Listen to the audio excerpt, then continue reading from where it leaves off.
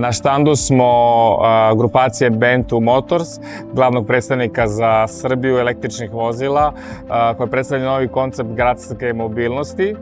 To su mali električni automobili sa dometom 170 km, sa jednim punjenjem i maksimalnom brzinom od 90 km/h.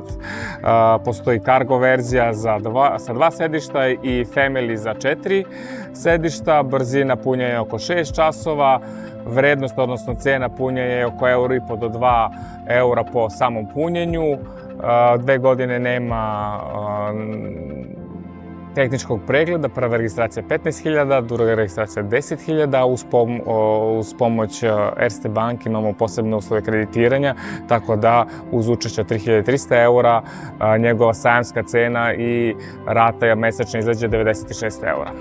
Originalna probitna cena je €11.800, €2.000 je sajamski popust, tako da dolazimo do cene od €9.800. U tu cenu je uključen poklon paket od €800 gde je punjač automobila za kućne uslove, same gume koje su 13-ica i aluminijske felne.